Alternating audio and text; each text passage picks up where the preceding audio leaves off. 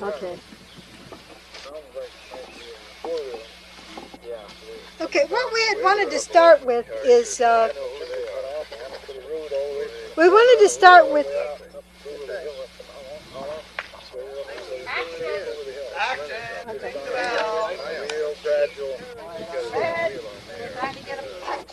Okay, what we wanted to start on, start with Mother Styer, where she was born, and a little bit about her family. Then we'll go to Dad Styer and when they were married, and then take it from there.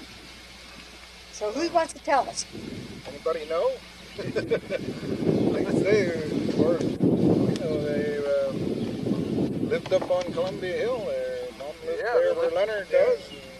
Yeah, but Mom was born in the house down the hall below the barn. Yeah. The house, there was an old... That's not there now. Yeah. When I was a kid, there was a cellar there. But, it's still there. There's still a hole there, is it? Yeah. Where the house was. Something that I never Just seen. above that I little don't remember. Yeah. She used to talk about the building the new house. They built the woodshed. Lived in that while they built the house. And that's what you used for summer kitchen. Yeah, they took the old house, built this, put what we call the out kitchen when we moved there. And they lived in that while they built the house in 1900. My mother has her initials scratched in the front door window, 1901.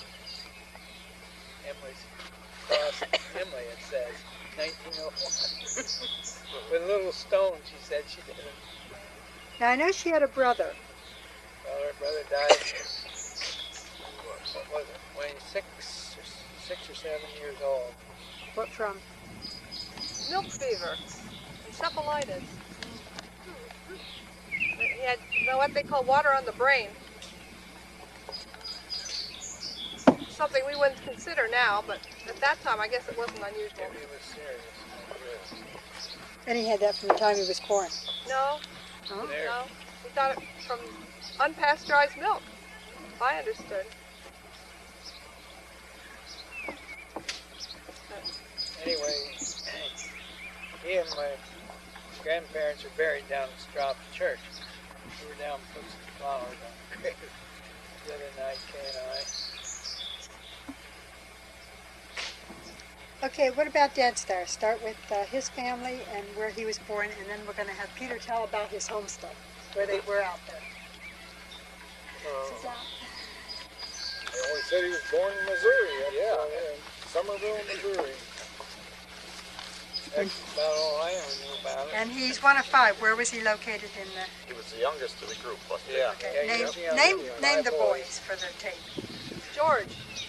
George was the oldest, and then Peter. George and Peter and Sam and Paul and Charles. Peter was out to he was born in the area, and he was telling us about this morning, and I thought maybe he would explain a little bit about it for the tape. Well, we went out to Eminence, Missouri this Easter time and went through the court records and looked up, tried to identify exactly where Grandpa was born or get as close as we could. And the homesteading papers are not actually held in Eminence, so we weren't able to actually find the papers filed when they homesteaded on it. So we were able to find many different papers, at least 4 or 5 papers that were signed by Cyrus that leased the property after they had homesteaded and after they had moved back here, of course. And as best as we can figure out, they had settled in an area about 2 miles on the eastern edge of Somerville, right across the county line. I think there was only like 2 or 3 properties between them and the county line that was to the west of them. And I can understand why they came back to Pennsylvania after you see that area, because we left St. Louis and drove south through some of the most rugged mountains I've ever seen in my life. They were very close, and they reminded me of the area out behind Lock Haven, between Lock Haven and Coudersport, where there are windy, twisty roads, very, very rocky, and they have a scrub oak out there that grows all over the place. And as we drove down through that area, I kept wondering why my grandfather would ever move to an area like that to farm. Well, fortunately, he didn't actually move to the mountains. as you leave Eminence and you drive towards Somerville, you come up out of a long valley and you open up onto a prairie. That is a rolling prairie covered with trees, but it's still relatively flat land. But he could have farmed it, but he would have done a better job ranching, because the soils there, I don't think they were more than a paper thin, maybe an inch thick at the most, and you hit bedrock. A little bit of gravel underneath it. But there was nobody farming in that area. Fact is, most of them were ranching that were living there. It wasn't a prosperous region. And what ranching was done, I would say they were lucky to get a hay crop off. The soils were poor enough you had trouble growing hay. So I think it was a wise decision when he came back here myself. Now, does anyone know about their getting together, married and stuff? What happened? How they met? Mom always said that Dad belonged to the Presbyterian church up on the hill. She belonged to the Lutheran down in the valley, and they both went to the Methodist in between. And they met at a youth group, you know, the young people met at the Methodist church. And I thought their marriage was interesting because it wasn't the art like we get married. It was what they did in those days, though. Yeah, but not how it is today. They weren't which is big what showy is- weddings like we have today. They went off and tried to keep it secret. And my dad even took the bells off the horses so they wouldn't jingle on the sleigh, so the neighbors wouldn't know they were going past. And they went into Buckhorn to the minister's home and were married. Which is unusual for the, the kids look at this tape, that'd be unusual for that. Yeah. The thing is, I guess from the time she was 16, they knew they liked each other. And her parents tried to talk her into one of the moss tower boy at the bottom of the hill. And she knew very well she didn't care anything about him. How old were they? When they got married, she was not quite 21. And he was 4 years older. So they weren't young. Well, comparatively, no. But she had a ring, which was not a diamond, it was a ruby, but that wouldn't have been a birthstone. It was a ruby. And she said she wore that on a chain or a ribbon around her neck for a long time before she was old enough to wear it. So it's kind of a young story, romance story. Did you read the diary she wrote? I don't know if I ever have, no. Joyce enjoyed that when we was up the cave the other week. Mother had written the diary. It's just about a year and a half. 1913. 1913? Year before she was married. I don't think About so. a year. Let's see.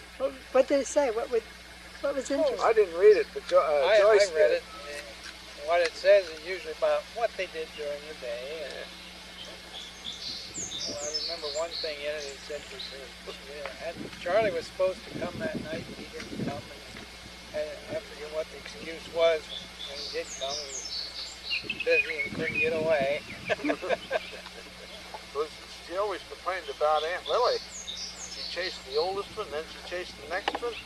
She had a crush on all them Styer boys. She'd find a way to Peter come back from Washington State to get him. And like she said, the first baby comes anytime, the rest of them take 9 months. They laughed about Aunt Lily until Aunt Lily died, and then it wasn't fun anymore. No. Yeah, but they always laughed about it. Yeah.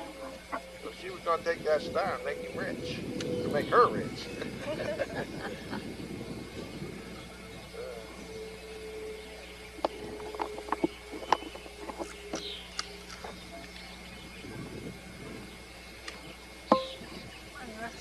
My mother's wedding dress wasn't like what they are used to either. She had a navy blue suit, rather strict.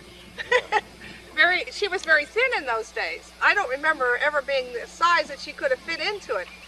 But who do I compare her to? Do you want to stand up? Yeah, about your size. She wasn't a very big woman. No, the gal in front of you. I don't remember. Marcy. Yeah, that's about how big my mother was when she got married. She wasn't a Except very I big thought she lady. was shorter. She always impressed me as being shorter than Yeah, us. 5 what? 3? 4? That's how tall I am. 5, not a whole lot. She ended up being the shortest. Taller than she. Yeah. Well, she always complained about the dress styles too, because the style was then to be flat chested like a man. She didn't like that at all. Tried to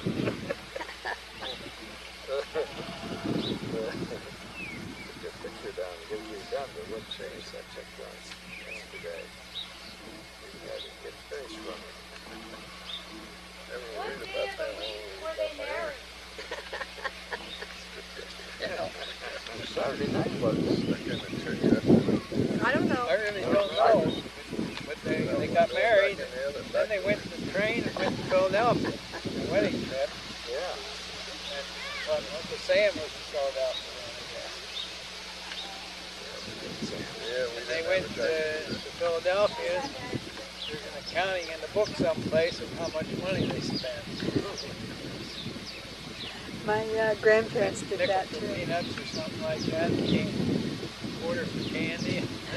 They had everything marked down in the book. You couldn't believe it today. They could go on a trip like that. So they went to housekeeping? They went to housekeeping up with my grandparents up with Paul Styer, with Paul and Nancy there. And evidently my mother didn't get along. First, my grandmother died before I was born. Well, I guess before Ralph was born, about that time. But she didn't get along very good with Granddad somehow or other. And that's the reason they moved out. I don't know what the fiction was or anything, but The only story I remember of her telling about that was that they apparently lived on either side of the house with the door closed between them. They could go through, but it was kept closed. And she said he delighted in swatting flies on that door because he knew she jumped every time that thing went wham.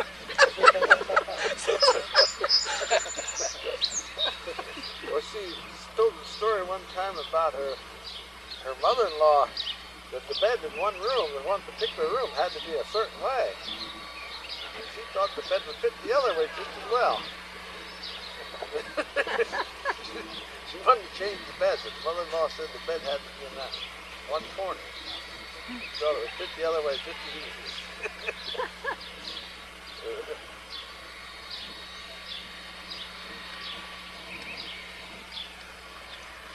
Who's the oldest one and what's the order of birth? Ralph's the oldest. that's one. I'm two. Alan is here. He's three. Dad was 4. Yeah, Wilbur was Bruce 4. was 5. Bruce was 5. And then Lloyd. Lloyd was 6. Rachel 7. Here's Rachel's number in between 7. there. Oh yeah, that's right. Rachel Rachel. 7. I'm 7. Look them up in the book. Rachel said she's 7. She's 7. You're Rachel right. said she's 7. You must be 8. 8. Oh, that's right. I'm the 7th son, Mother always said. Yeah, 9. Oh, that's right. And Fred said he was 10th. I guess that leaves I'm 11. Hilda for 11, and poor John is number 12.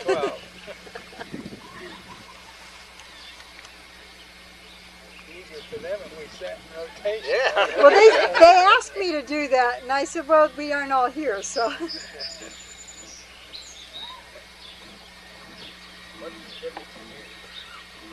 There's 20. approximately 2 years between each of you. 20 years between the oldest and the youngest. 20 years. We're 12 kids. Well, it's 2 How old years. is you, Ralph? There's 14 months between Ralph and I. Yeah, there you are. 14 Yeah. months 79. between Alan and I. 50. I'm down the line. I got you 2 years. Well, let's see. Between Howard and I, I believe it was a little more than 2 years, isn't it? 22 months. No, 23 months. Something like that. March to July. March till the end of August. No, there's more than No, that would be more than that. Still more than 2 years. Yeah, it was, yeah. From March to August, over 2 years. April, May, June, July, August, so it would have been 17, or 24, 5, 29 months. 29 months.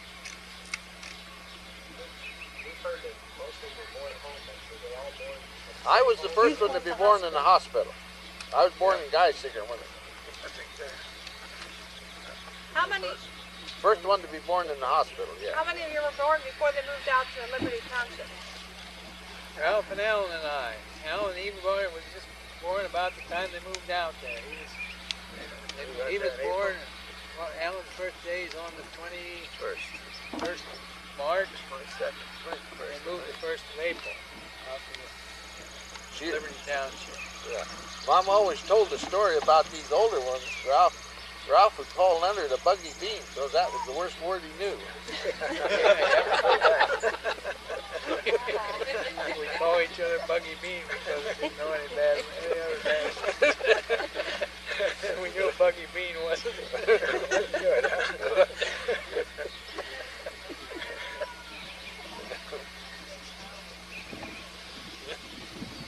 I've always heard that Grandpa Styer was a beekeeper and helped support the family with his honey. How many of you were stung or enjoyed working with him? We were all stung. Everybody got stuff. More than once, probably. Get your eyes shut. Yeah. I think what Wilbur was, he kind of enjoyed working Yeah, with he them. charged it the most. Bruce, he kept I bees worked for quite a while. with bees for a while, and still would if I had a chance of breeding But, for the honey. A mosquito will raise a bigger lump on me than a bee. I get more of a lump from a mosquito bite than I do from a bee sting. I worked with him quite a lot because I was one of the younger ones, but I never got into the beekeeping afterwards. Did he always have bees? As far as I knew, He had after he bees moved out before there. he was married. Now that he had what in the book someplace. I think it's that little book that he had. I think it was 1913 that he had. One of the things that he had was he'd got some beehives, super, and bee germ. I can remember a little boy walking out to the barn, and all the bees sat out behind the machine shed, and I think the chicken house back there. Yeah. And the sky was just alive with bees. They were everywhere. Bees were flying back and forth between, I think, lilac trees out in the yard somewhere. Yeah, like lilac. We always had that little white clover in the lawn, and when you go barefoot, you had to watch where you walked. Yeah. Except on more than one of them. And sometimes, if he took the honey away from the bees before it was ready, it would ferment and turn to alcohol. Well, then he would set that out on an old barrel, and these bees would rob it. And if you ever see anything funny as a drunken bee, it's crazier than the movies. They got just as mean, too. You stayed away from them. But we often had much as 2 or 3 tons of honey sitting in the house, and he knew absolutely every little store, and well, from Bloom to Center Hall almost. One of the things that we have at home is it's a couple of pads, receipt pads, and you can start and go all through Danville and all the little stores, maybe 6 or 8 of them. Sold honey. You make up trips, and it'd all be dated the same. His receipts would all be dated the same day, but you go to how much he sold each one of these little stores. So he took meticulous records then. Oh yeah, he's very, Oh, yeah. very meticulous with his records. Just load the back of the old 32 Ford full of honey boxes, Yeah. jars, take them to the like I say, make the trip all day down to the different stores, Danville, Sunbury, Northumberland, back up from Camden. There's usually one of the loops and raids. You did that for how long? Up until you got sick? Oh, as long as I can remember. Yeah. Did you do it until you got sick, John? I Go think that so. far? I know he went to I remember driving the car Over for to him on Pottsville. various trips. I know he went to So, Pottsville I up must until have right been- before he died. That'd be 20 when he quit doing it. Billy Moss bought the equipment at the sale. We used to have bees at Billy Moss' Yeah. place. He started an them orchard out in over the- there. That was the meanest place to work on. Orchard, and then Dad took the trees over, and then finally he bought the bees from him and raised his own bees. I was in the Billy Moss orchard one day on a hot August day, and the bees were that mean they chased me clear from the hives, clear back to the car. He used to in the long late fall, he'd go someplace, either Northumberland or Stillwater or someplace. He'd get a whole load of supplies. Then you get a cold day in the wintertime, he'd sit there putting these little boxes together. Little square boxes. A little press, you put them together, and they Yeah, dovetailed in the corner. a little piece of starter wax in. How did it feel, Ralph, to be the oldest of 12? I can't imagine that. That's just the way your lot fell. It's just part of the game. Not much you can do about it. They give you a choice. And when we got older, we had to help get the little ones ready to go to church. He used to get us ready, and Ralph or Alan and one of them would drive the old Ford, the 32 Ford, and she'd get a whole bunch of them ready, put them in this Ford. One of the older ones would drive us off to church, then she'd get ready, bring the little ones. I thought you were one of the little ones. I was, but if I got ready first or whatever. You went with the big boy. Yeah. She'd get a bunch of them ready, and then she'd get the rest of them ready. She always said if she got ready first, she would bring it sweat wet before she got the rest ready. She might as well wait till last. Yeah. Some of them ought to remember going to church in the Model T Ford. I remember riding it to town, but I learned to drive the Model T. I learned to drive on the Model T. No, not the Model T. Model T. You learned the Model T. 32. Yeah. No, I never drove the Model T. I drove the 32. 32, that's the one they got up for our wedding. We Yeah. went on that old That's the same one they had at the wedding. Ooga, ooga. And you remember the first car you ever saw? No, but I remember the first time I went 50 miles an hour. I thought I was flying. Little Paul Customer there in Morrisburg had a 34 Ford.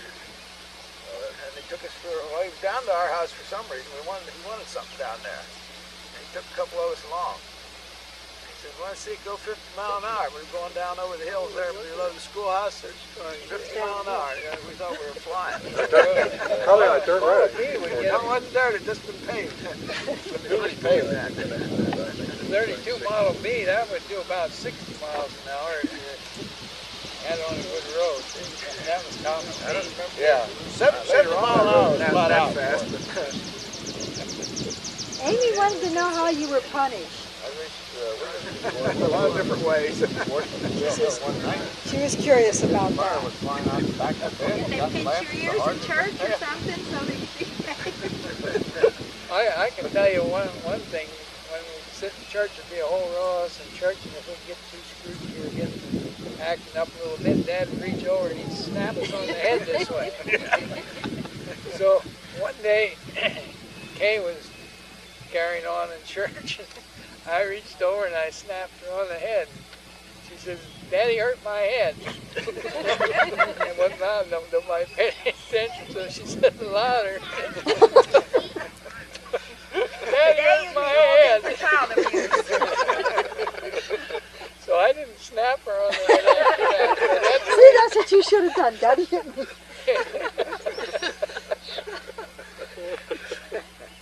Were you rowdy? Were you a rowdy bunch, or? No, I don't think so. Oh, Just devilish. Same as you are now. My mother had a mush paddle she threatened us with. I can't ever remember. What's a mush paddle? well, yes. What's a mush paddle? About yay long and shaped like a wooden spoon with Flat wooden spoon. a flat wooden spoon. Large flat wooden A large spoon to stir a pot. Maybe not quite as shaped as you're used to a wooden spoon. It was kind of long and But it was about fat in the other long. end. It was smart pretty good when she whacked the oil. I can't remember ever getting hit with it. I remember being threatened with it. I know I got hit with it. Yeah, I did too. I was one of the better ones. I seem to remember a razor strop hanging around the house. Well, he only had two of them hanging there for the wood box. But I can't remember anybody ever getting hit with it. No. Got threatened sometimes. Yeah. But he had a rough one. I remember him sharpening his straight razor too. Yeah, he knew how to use the razor strap on the razor. I guess he knew how to use it otherwise too. If you jumped it. I don't remember. I remember sharpening it a couple times. I tell you, Special stones. he just pick you up and whack you with his hand. You knew it. We used to train the little bulls. We'd ride them, and you'd go out in the apple tree and get a little sucker. And of course, now and then they got used for other purposes too. Yeah, talking about that, we used to have a little bull train. We could get on him and ride him, and we'd go out and have to go out and bring the cows in. We'd get on and jump on the little bull, and we'd ride him and take a little stick, and you could steer him around and chase the cows in. You could walk out and ride back. Yeah. He always had cows for you to milk? As long as I was home. Well, later on he went to beef cattle. During the time I was in the Army, he changed from dairy to beef. Yeah. He had beef off and on, no other times. Mixed in with the Yeah, dairy raised a cattle. beef animal with the dairy. Talk about unloading them up at Mooresburg and driving them down home. Until that one, well, it was a couple years after we got married, they had a carload of them. They went through the side of the truck. We chased them around over Montour Ridge for 2 months, and they finally walked into one of the neighbors' barnyards. He went out and closed the gate on them. Yeah, that was, I don't know, when my boys, I don't know how old they were. We went out and we kind of hunted steers. I think was there 4 of them out? No, There was more than that to start with, but we catch a few at a time. But like Howard says, the way we caught them was they came in with somebody else's cows and they'd get them in a barn somewhere. Yeah. We never did catch any chasing them through the woods. You couldn't catch them chasing them. What? They just went right half the carload was Otten, half was Dad's. Yeah. Well, talking about animals, can you give us a list of what all animals would have been on the farms that you would have had to take care of? 4 or 5 horses. chicken, 4 horses. Usually had a couple hundred chickens. Dad raised quite a few. There was quite a few hogs in today. You wouldn't think he had 30 or 40, he was doing real good. Yeah. He had about 4 brood sows, something like that. He raised quite a lot of hogs. We had little ducks a couple times. Yeah, we had ducks. Little ducks around. One time they had a couple geese. A goose used to chase me. Gander. We had a goose one time. Which one was it? Flop. I think that was me. A couple of us got flopped with that Yeah. little goose. When you were just little. They put the goose in the Anyway, that was the end of the goose when he flopped the baby. The goose is big enough to do damage on a little kid. Yeah, It was a big one. We used to take Red Shell Ridge over there. We'd take that goose over there, and then we'd start and run. It would follow us, and then it would get to fly, and it would fly, and then it would fly across the barn. We'd take it over there and chase it. It would follow us around. Then we'd get up there, and we'd get to running, and it would take off and fly over to the barn. Oh, we had all sorts of fun. Howard had told me that your grandmother lived with you, and he said about going over to her side of the house and having meals with her and then coming back and eating there. So apparently, I don't know what the situation was, but there must have been some situation which she sort of had her own house. Yeah, they had a room downstairs, herself? a bedroom upstairs, on the west side of the barn, next to the West barn. end of the house. They put a kitchen sink in downstairs, and a little chimney over there. And the toy box that we have out there now, Alan built so that she could have some place to put her firewood in. They lived in the 2 rooms, one upstairs and downstairs, and there was a door between. So your grandfather lived there too? Yeah. He died in 28. They moved there, I think, in 2030.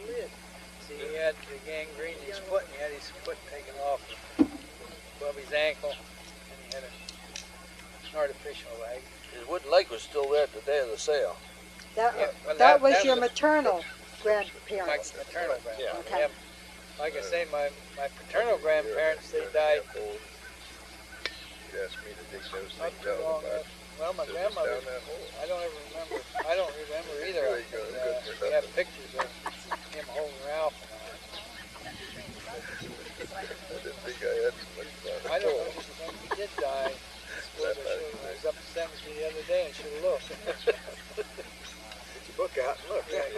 get your book out and look. I've been up there several times. Don't remember much about my paternal grandparents.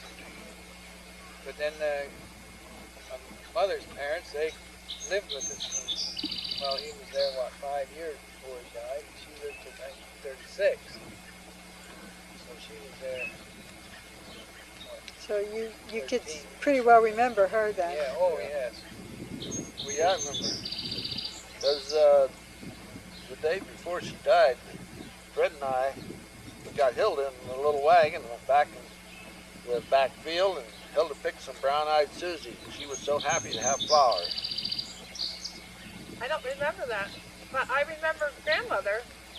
I remember helping her, you know, I was a 4-year-old. Yeah. Helping her across the upstairs from her bedroom to the east side so she could see the garden. And being a 4-year-old, I was praised for helping grandma across and back. But I vaguely remember her.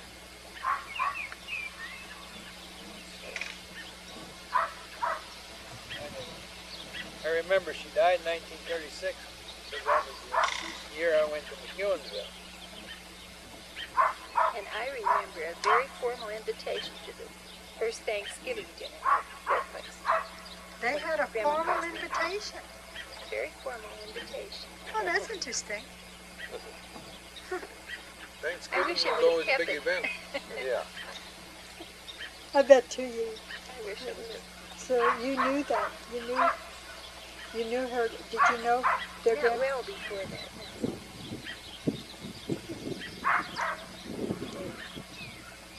She died in 1936. Probably 35.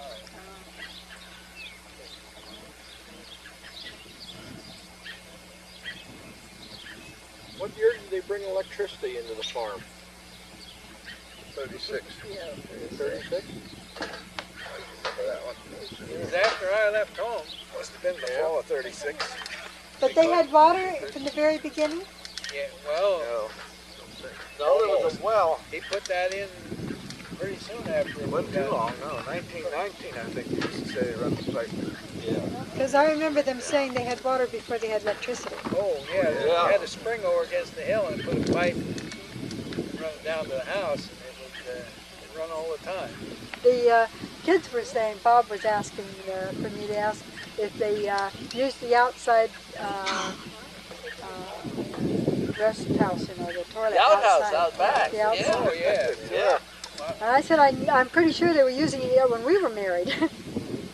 Yeah, I don't know when they put the bathroom in there. We had the bathroom in before I left home. But they apparently used it anyway. They used Well, both. with that many people, if you didn't want to wait, That's you true. used the outside.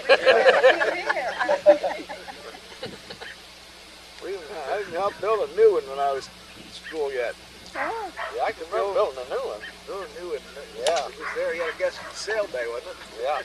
I'm one that might still be there. Because we put that on a concrete foundation. Yep. They went down, put the new one up. If the water run all the time, and then down in the cellar you had a steel tank, and the water run through there. It kept running all the time, just a stream, small stream, and then they used that for a refrigerator. Well, they had the water running where their milk house was. I know that was Never running had all the that. time. Tank down to the milk house. Oh, that one from the, I know that it was running there because I saw From that. the milk house to the barnyard where they had another They had trough. a water behind the kitchen heater, water heater behind the kitchen range, and then it run through a waterfront stove, and that heated their water. And for as long as I can remember, guess that was there, wasn't it? I don't know. Yeah.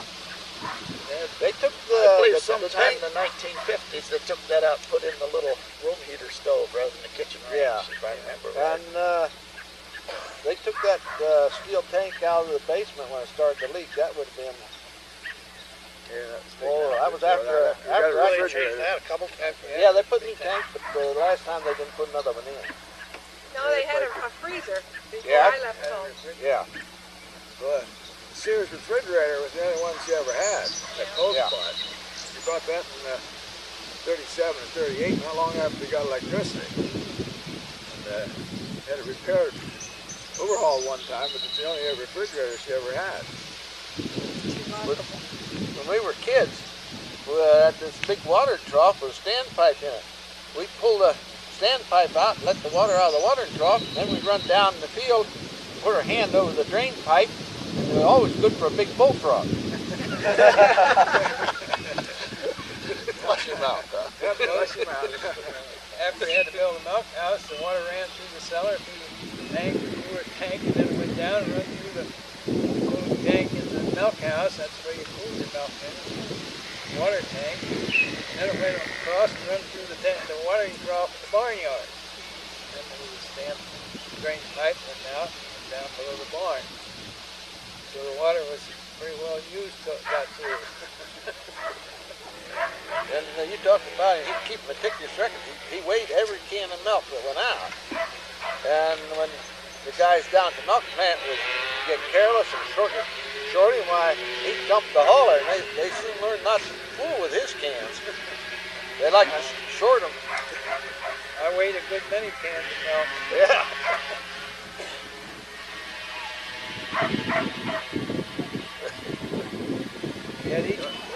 Each can weighed, he had a mark. So each can was marked. Just exactly how much each can weighed. Weighed it, marked it down. You had the man come out from the county and put a seal on it. Yeah, he said seal on the scales. Yeah. Seal on the scales. Yep. So they couldn't argue with him. That's Wilbur's letter there. Let's see what he had to say. Okay, Wilbur. Marks, rather. Yeah, Wilbur once in a while. Wilbur said once in a while his mother would send 15 cents to the kids who went to Pottsgrove High School to get a quarter pound of summer sausage for their lunches. It was always his favorite sandwich meat. Thinking about school lunches, my mother told me one time that she packed school lunches for us kids to carry for 30 years. Yeah. You all completed high school, right? Did you all? All completed. What? You say all completed high school? Did you? No, I didn't when I was around here. I have now. All right, then you've all completed it. Yeah. I think that's complimentary too, that you That's did go right. back and finish it. How come you didn't finish then when you were home?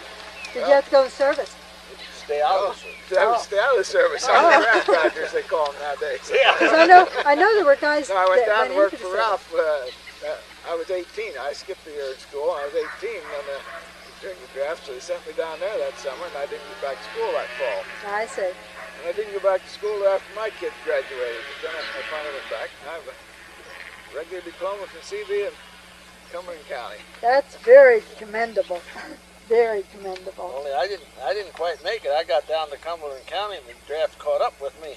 I was drafted from Cumberland County. One of the things I remember, our school lunch always had a little pint bottle of milk in it. With chocolate. Plastic or Everything glass? was glass. That's right. It would have been You glass. know, the one, the little glass top rubber with a ring and a spring glass lid Where- with a rubber where's ring and a spring clipped Oh, down. yeah. They'd be an How did you antique. keep? Yeah. How did you keep them cool? Well, where we went to school, you just sit it out against the outside wall. They had a big burner, pot-bellied stove in the middle where it was hot, and the further away from that stove you got, the cooler it got. If you put your bucket out against the wall, you had to be careful it wouldn't freeze. Good cold day, you could see that steel glow red. If you were too close, you were burning. If you got 10 feet away from it, it was cold. We used to take the windows in the schoolhouse were so loose that we roll up newspaper, wet it, and pound it into cracks to keep the air out. Paper mache, cracked Yeah. shut. Paper that was shut. The window shut. But we were always figuring getting out before the end of the night, too, Yeah. so it didn't get that warm Didn't get warm. until we got out. Yeah, Now and then it got a little sour, April. too. Yeah, anytime after 22nd of April. Well, I was in school when they extended it. I went into 1st of June. Yeah, I don't think I ever did it Yeah. up there at Clark's. Another thing, We always figured on being out the 1st of June. you You remember the first school bus when we went to Dam? You go to Dam. You didn't go to Dam. Yeah, I went one year to Danville.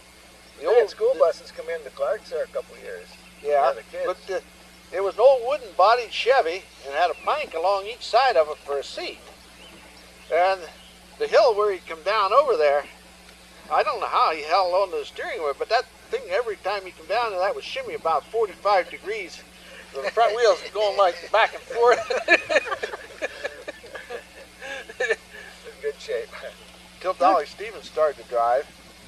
She drove all the years I went there. I don't know, she must have drove 15 years, and I don't think she ever shifted gears once in all that time that she didn't grind the gears. Go ahead. He has more letter to read. Grandpa and Grandma made their own beef jerky, dried apples, and dried peaches. I slept in the kitchen, the room over the kitchen. That was where the stovepipe went up through and had the rack where they dried the beef there. Of It course, was also warmer, wasn't it? it was nice and warm there, and we had a little beef jerky before we go to bed sometimes. I remember we got in trouble a couple times because the beef jerky came up a few pieces short. So then we got to peel on each piece a little bit. Still Shrunk a little more that way. I slept in that room a good many several years too. I slept in the winter time. I slept in the other end, and in the winter time, the window was frozen with about a quarter of an inch of ice on it. You couldn't see out. You see the sun would come up, but you couldn't see through the window glass. But the dried peaches, that was the thing we used to carry when we went out hunting or on a hike or anything. Of course, all the neighbor kids knew we usually carried a little bag. We used to have, what did we get in those little cloth bags anyway? Those little cloth bags. I know Tobacco Salt, bags. wasn't it? Yeah, tobacco bags. I believe they were. Nail bags. They said a lot of things in cloth bags in there. Yeah, it used to be a lot of things you got then. I remember we carried Salt, 22 sugar. shells in those little bags too. They were Bull Durham tobacco bags, weren't they? Yeah, I think some of them were. You get seeds in them sometimes. There's Yeah. a lot of different things. Little seeds and any small Nuts and parts bolts. for the machinery would come in Yeah. there. If the neighbor kids see you out in the woods or somewhere out in the hike, why, they knew if they come and buddied up with you, they'd get a couple dried peaches. Some of those dried peaches, they were pretty hard. Oh, They weren't like the ones you get in the store nowadays that you can chew right away. You had to chew them on and let them soak up a little bit. soak They were them. dry. A good bit of They're chewing. hard. She dried They were corn good, and a lot of though. other things too. Yeah, we dried corn and peaches, apples. Did Grandma make pies from the dried fruit? Did she Yes. make pies from Sometimes. Lots of things. Usually canned fruit. She'd have hundreds and hundreds of cans. My mother had a fantastic memory. She had these shelf after shelf, and she'd count these. And she'd have beans 3 times a week, or she'd have beef once or twice, depending on how many set on the shelf. We always had a big bin of potatoes. What was it, several hundred bushels? Not quite that many. Maybe There's at least 100 bushels. could be. Big potatoes by the wagon load. Yeah. Oh, man. How much did you girls help your mother cook? Well, I thought about the dried peaches. If you wanted to make a pie with dried peaches, you started them the day before in warm water and left them soak until they were soft again. But he's right. She seldom used the dried peaches that way at all. Usually canned peaches for pies. Do you remember? We used apples, dried apples for pies. Yeah. Yeah, the apples. They didn't get as hard as the peaches. No. But she had a mixture of raisins and canned cherries, sour cherries. I've never seen anybody else. Ask my son-in-law. That's his favorite pie nowadays. Never heard of it before. About half sour cherries and half raisins. Yeah. Raisins and sour. Brought that up. Remember Thanksgiving's coming up. Rachel, I know you're an excellent baker. Did your mother teach you? Yeah, we used to make pies. Lots of them. We We started. made them even after you guys left because when we got there was always lots of pies. Yeah. Lots of pies and lots of cat biscuits. That's another story. Do you remember making 2 chocolate cakes at a time? Yeah. She quite often made Yeah. 2 chocolate cakes at a time to last the weekend. Yeah. I was thinking the other day when they said about this that we used to always joke about the pie at the other end of the table. Yeah. A dozen of us sitting around the table, and one pie wasn't enough, so there'd be a pie set on each end of the table. Lots of times you wanted a piece of the pie at the other end of the table. That was your favorite. They accused us of always wanting the pie at the other end of the table. Was it a different Usually a different pie? kind. Yeah, they were Usually flavors. 2 different kinds pies. if she had a choice. Yeah. And sometimes later on there'd be an odd number, and there'd be, 12 pieces of pie, and there'd be 6 or 7. Somebody wanted an argument over getting 2 pieces of pie. They're getting the last piece, the extra piece or something. I guess my mother always baked a lot of pies. I always liked pie, and my wife, she'd rather bake cake. She'd bake me kind of pies the next time. You have to do like Howard and make your own. He Yeah, makes his nowadays own I have to pies. make my own. He gave up on me. I always liked pie, and she baked cakes. Oh, I like them too. And what was poor man's cake or something you made? Raisin cake. Yeah, poor man's cake's a raisin cake. It took no eggs. Eggs were expensive to eat. They made a cake without eggs, and that was a poor man's cake. You can only sell eggs those days. Yeah. Don't bring very much. That's the one thing they can sell. Get a few cents. Well, I was amazed. And I still like them. I was Recipe for it. amazed that eggs are really more expensive then than they are today. In comparison, much more expensive. Yeah. Even though you raised your own. Yeah. Well, let's say it was something you could sell. It was Yeah. a cash crop. But then Sell it. But my mother never had to worry about cracked eggs. Bringing cracked eggs in, my dad, he'd simply pick them out of the nest and eat them. Yeah, he used to tell about going to market, and they get done at noon or after, and he hadn't had anything to eat. And if he had eggs he hadn't sold, he'd eat eggs on the way home. Eggs and Just like he said, he'd crack them and just swallow them. Did you ever try I can't. No. I have. I wouldn't eat eggs that you buy today, though. It isn't really safe the way they handle them nowadays. But in those days, they didn't have much problem, and I've tried it. I've been asked to ask you about, how many bedrooms, how many of you were in a room, whether you had to have more than 2 in a bed or anything like that. What the sleeping arrangements for that many kids were. we always slept 2 in a bed. Yeah, always 2 in a bed. Always. We had one room and 2 or 3 off the head of the stairs that had 2 beds in right together. There was 1, 2, 3, 4. So it was of us, almost right? like 4 in a bed. Yeah. 4 in one room, yeah. 4 in one. Yeah, but he said the beds were together, so that's almost like 4 in a 4 in a bed. row. Yeah, 4 in a They row. were that way for a long time, too.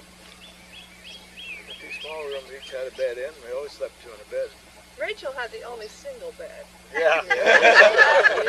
I slept in grandmother's room. He slept with grandmother. He had a single bed. That's the privilege of being the only daughter at that time, huh? No. Well, it would have been quite a while until Hilda was born, so she'd have been the only daughter at that time. I slept with my mother until I was maybe 5, 6. They raised 12 kids without a crib. Yeah.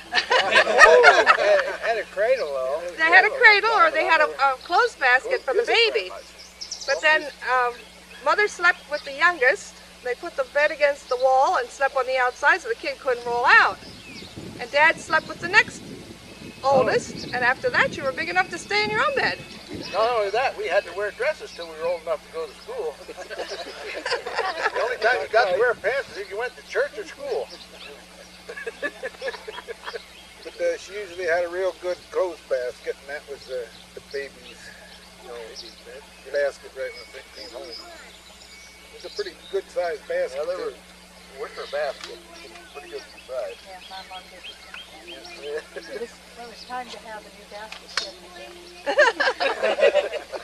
Or or the other way around. Okay, and been asked to ask you about Christmas. What it was like, what gifts you had got. Well, when I got older, the older boys were away from home, and they come home with all kinds of goodies. I remember one year, Lloyd and Bruce come home with a dozen oil cans, and we promptly filled them with water for squirt guns.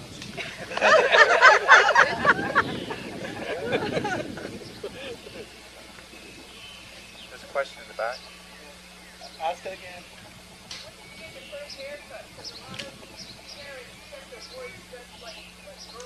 No, Not our place. he always cut our hair. My dad always cut our hair. We got haircuts that were quite small. We get her in the afternoon. Dad would get his shears out. Shears and clippers. Line up his kids. Line up. He'd cut 6 or 8 of them in the afternoon. 6 or 8 at a time. So you ran around with crew cuts. Like Dad did to me. Oh, I don't know. Dad always did all right. I guess. Shorter in the summertime, but not what you call a crew cut.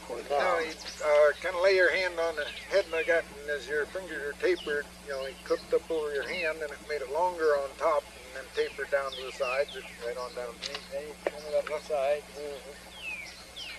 think we were always pretty well sheared up. Was there any more in the letter? Oh yes. Okay. Wilbur says here, when I Lawrence is right. Oh, that's Florence is right, yeah. But apparently Wilbur was telling her. When I was a kid, we never got more than a half a stick of gum.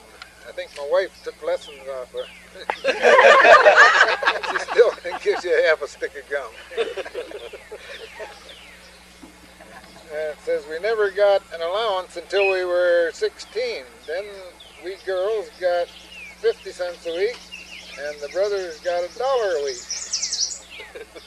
Over a 10-year lifetime, I was given pennies and nickels by my grandfather and put in a change purse. Never could be spent any other way than what?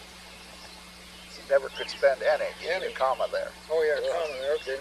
Then when I was 10 years old, our barn burned, so all of us kids gave our life savings to Mom and Dad. I had 357. No, There's $3. $3.57. I wondered. That seemed like an awful lot of nickels and dimes there. Only That's three. Florence's parents, not That, our parents. that must have been Florence. Yeah, our barn never burned, but No. Klein's did. That was Klein's, She yeah. was telling me about that. That was kind. But I remember we went to Sunday school. I think she was trying to describe some things that happened during the Depression, Yeah, and that came up in her family. We'd have to take our pennies to church and give them to the church to send to China, so those Chinese could buy shoes. They didn't have to wear those things cut out of old tires. Nowadays, those things that cut out of old tires coming from China are worth a lot of money. Back to us, huh? Anyway, Florence says apparently I had $3.57. Dorothy, That's her sister. what? Yeah, She was Florence 13 13 years had old. over $12, and we were glad to help. So apparently that gave her life savings to build a new barn. Now down here it says Wilbur always said he never minded hand-me-downs and second-hand things, except when the boys had to wear their girls' cousins' shoes, etc. I complain about that. I never had a new suit of clothes until I graduated from high school. And when we went to grade school in the fall, you got 2 pair of overalls and 2 shirts, a pair of shoes, and that was it. Nice to do. Anything, if you got a coat, it was for Christmas. Of course, usually we didn't mind not getting a new suit, though. No. We'd rather wear the overalls anyway. Like he was saying, they bought me a new suit to graduate from high school. I picked out a real nice one, and I remember it came to $100, and I didn't think they'd pay that much. But Mom says, yeah, that's a good suit, and if you want it, go ahead. Of course, years later I got married in it, and even then I wore it for years after that. It was the only suit I ever had that you could go to bed, get up in the morning and hang it on a hanger for a couple hours, and it would straighten out, and put it back on and put the press. It was a nice suit, but you got too fat. Yeah, it was but I had it for years and years. It was worth that $100. I still have the one that bought me when I left home. I have the pants. I don't have the suit anymore. I can't. They're a I'm little not tight sure, around but the middle. But I believe I can still get in. I haven't lately.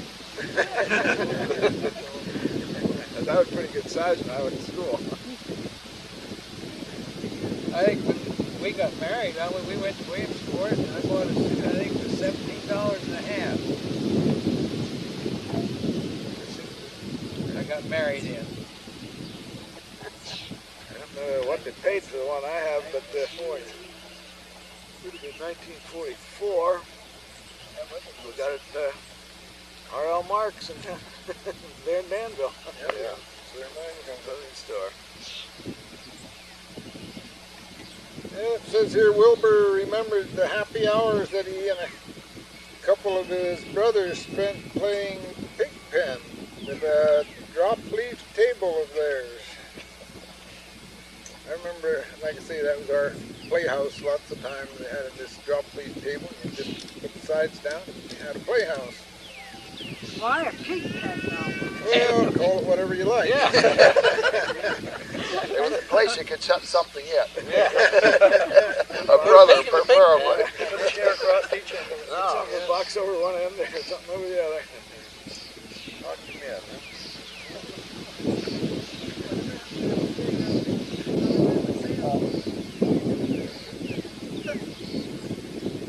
And then it goes on and says, when we were married, I longed for Wilbur to be a coffee drinker buddy for me. So one day I offered him a cup. He said, no, I never liked it except when Grandma Crossley gave me some of hers. It was good, but no one else makes it like she did. To please me, he tried mine and was so excited since it tasted just like Grandma's. I liked mine with 1 heaping teaspoon of sugar and milk. After that, I had a coffee drinker. Wilbur said his grandfather would pour some in a saucer and drink from the saucer. Cool it down. Makes sense. Yeah, that was. Yeah, that makes sense. We cool it down. My grandmother always had a coffee pot in the stove. My granddad would drink coffee. That was together. We never learned to drink coffee on our side of the house. No, mother. I never drank coffee till I got in the army. After that, you could drink anything. You're a very unusual family, though. None of you smoked. Nobody did. I mean, that's unusual. 12 kids, 10 of them boys, and no one smoked. That's extremely unusual. That's it. We couldn't afford it. We couldn't afford it either, but some of us did. Even when I went to high school, my girls were smoking then, and I didn't because I was burning money. You didn't smoke, wasting money. It didn't stop a lot of people from doing it, though. Well, maybe we worked harder to get the money. We felt we didn't want to burn it. Well, also, your father didn't smoke. No. My father smoked, and the older ones in the family that saw him smoked. But the younger kids, that after Daddy had stopped smoking, never saw him smoke. None of them smoked, and I consider some connection. As long as I can remember, there was always cigars laying in Pop's desk, though. Yeah, somebody gave them to him. Yeah, they give it to him. Well, I you remember. got that when you had a baby. Someone gave him right. away. When he got married, and but I remember giving one to the neighbor kid, though, and he smoked it, and how sick he got. That was so strong. They made homemade root beer with root beer extract and yeast in it. You set that out on a post, and the same kid, I saw him fall off the hay wagon. He got so drunk on homemade root beer, he fell off the hay wagon. Set it out behind the barn somewhere on a post or something. And in about 2 days, it was strong enough. Yep, used to go over to the neighbors and they had it sitting in their little summer kitchen. Every once in a while you'd hear the bottles pop. They'd blow up. Mrs. Stenninger used to make that birch beer. Yep. Yeah. Yeah, same that good and cold because that would blow up if it didn't.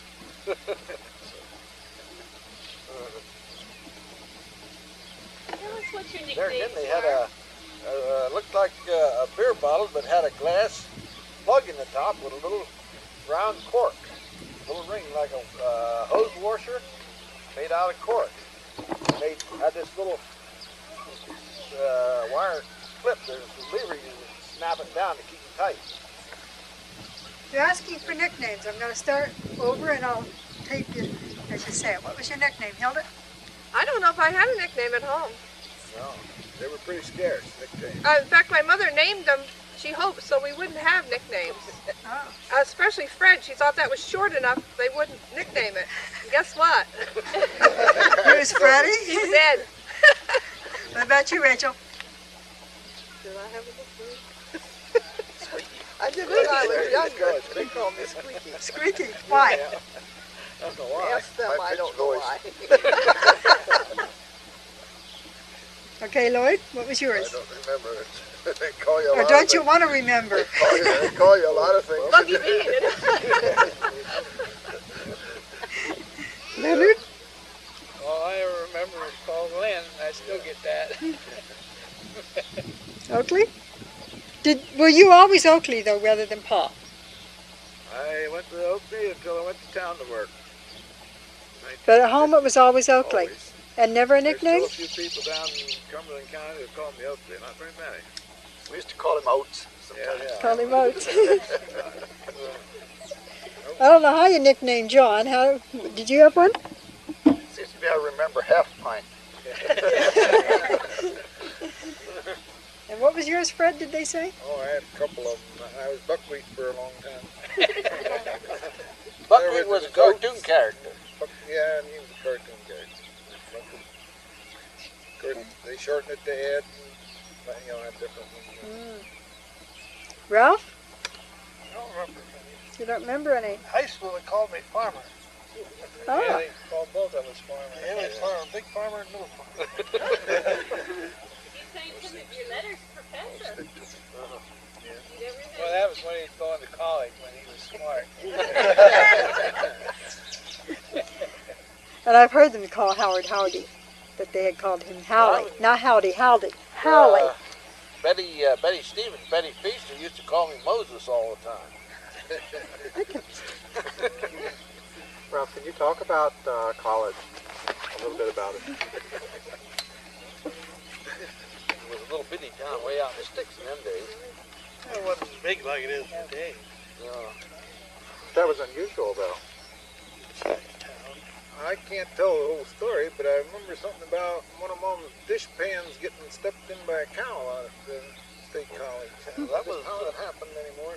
That was Wilbur, wasn't it? Wilbur? Yeah. I don't know. They set their tent up in the cow pasture. Yeah. The cows went through the. Somehow and stepped in the dish pan and bent the bottom of the dish pan. We used to go. That had a dent in the bottom. How many years did you go then, Ralph? 4. 4 years to college. Peter just asked me, was Ralph the only one to go to college? Is that true? I think so. Well, Bruce later graduated from Yeah, Susquehanna. tech school. I thought Yeah, my dad. later on, Yeah, Bruce Wilbur graduated and from Bruce. Susquehanna. Boyd, they went up. No, I'm a dropout too, but we don't. Yeah, they went up to green school. But, you know, technical college, didn't you? I went to tech schools, but not what you call college. the story they're looking for, though, is Ralph and Leonard. Ralph and Leonard were so near of an age that they were in the same class in high school. And the only scholarship they knew about was state scholarship. And so Ralph came in first and Leonard second. And Ralph State got it and scholarship. Leonard didn't. Yeah. Ralph went I to think college and Leonard got a job somewhere. I think that's the reason. He went to college because he got the scholarship. Yeah. Yeah. Yeah, it Makes had been sense. for that. It makes sense. You didn't say why they were in the same class. The same Well, age. that's you see, we had a good ways to walk to school, and I was only 14 months younger than him, so I started school when I was 5. I started in September, wasn't sick until January, and he was he started in the fall, and he was 7 in November. He was 6 when he started, but it wasn't long till he was 7. So we always went to school together, always stayed in the same class, grade 1 through grade 12. Did you always stay pretty much first and second in the class? Oh, I don't know. He was always good at mathematics. That's what I remember most about it. And if I have trouble with my mathematics, why, he'd help me out. I can always remember English and history and stuff like that. It wouldn't have been for him, I don't think I'd have got the math I did. He was always good at mathematics. I guess I have maybe one of the most odd college experiences. I went in the Army. Went up to Wilkes-Barre and we were filling out the forms up there, and they wanted to know who went to college. And of course, there were a couple of them, and they wanted a couple more fellows. Didn't any of the rest of you even go just for a little while? And I said, well, went 2 weeks. How did that happen? And they said, good, that's all we need. How did you get 2 weeks? Well, I took a 2-week short course. No test. But anyway, all they wanted was somebody to fill out the forms for other people that couldn't read and write.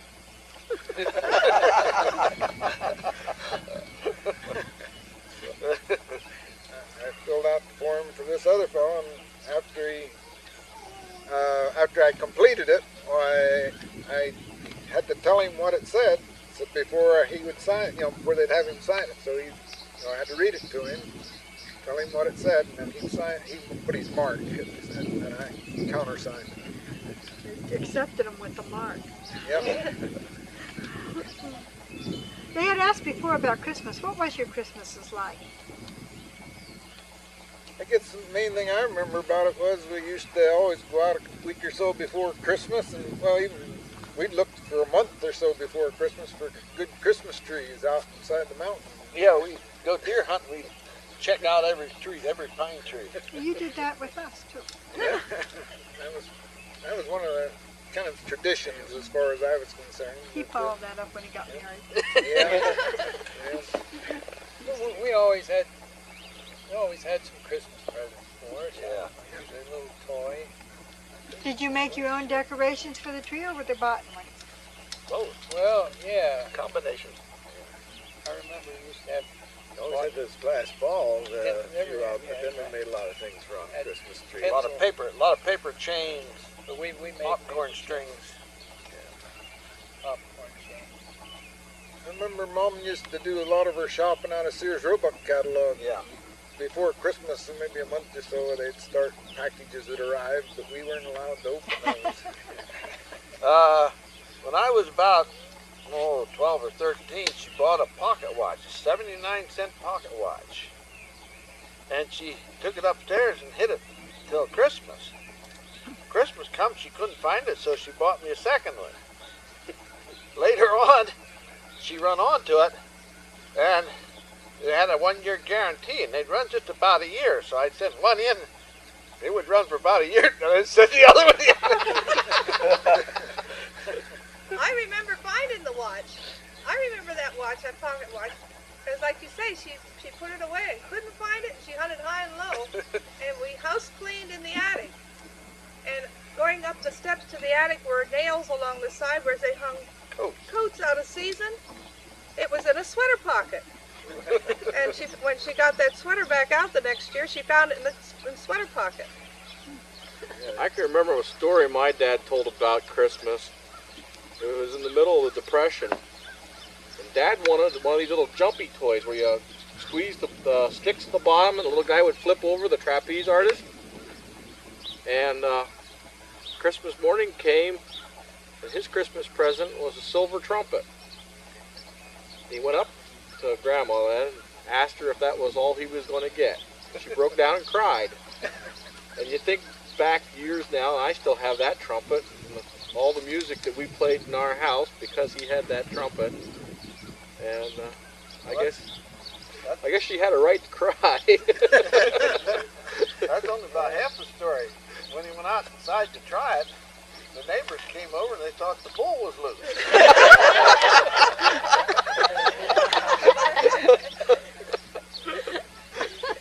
The neighbors just still hear it because he used to play outside pretty loud. Maybe some of it, I guess.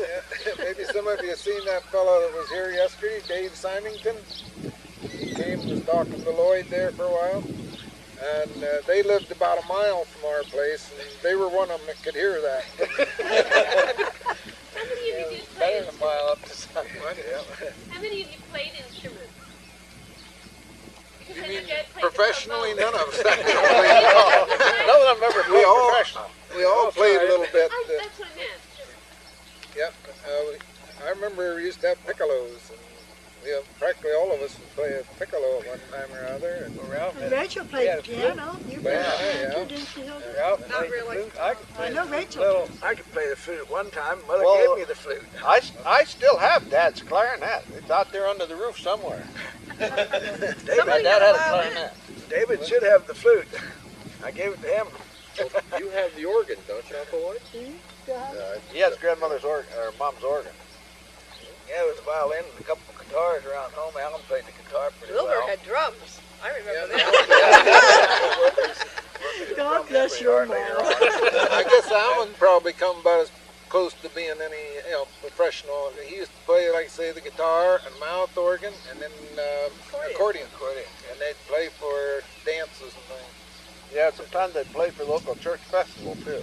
Yep. Rachel played for church and Sunday school, didn't she? Sure. She plays for children's church mainly. even now. I remember the neighbors saying about when we got electric, Alan got a little older, he got a little money, he bought an amplifier. And they could hear that thing miles away. Even hooked that up so it would work with his car. Yeah. So around Christmas time there, Morrisburg was playing records with it. Yeah. It hooked up on the 41 Chrysler. 41 Chrysler. And when he moved to Philadelphia, he left that at home. Well, for a while. Yeah. He finally come and got it. Finally got it it. a couple of times.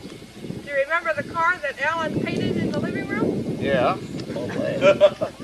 Isn't part? It had a little car. I don't remember much about Model it. A. Except it had a rumble seat. Model A Ford. Model A Ford. He took the pieces off and brought them in one piece at a time and painted them in the living room. Why? Because it was cold outside. They never got any paint on the floor, as far as I know. He always put down the newspapers and cleaned up after himself. It was always very neat. That helped with that, didn't Probably. Yeah. Yeah. Yep. Everybody was there. Your dad told you about it, huh? He got more for it when he sold it than he did when he bought it. He only paid $15 or something like that when he bought it. I remember riding it once or twice. Yeah. That was the first car radio we ever seen too. You had to be there. What was your family's first car? My dad had a 1914 Ford Model T Ford. Brass radiator, I can remember that. Did you buy it new? We traded that in when he got the 26. You bought it new? And he didn't have to have a driver's license back then. Just bought a car and went down I to don't the know whether he showroom and bought- drove it home. No, or insurance. But then when you realize how slow it went, I mean, they said 50 miles an hour was real fast at one time.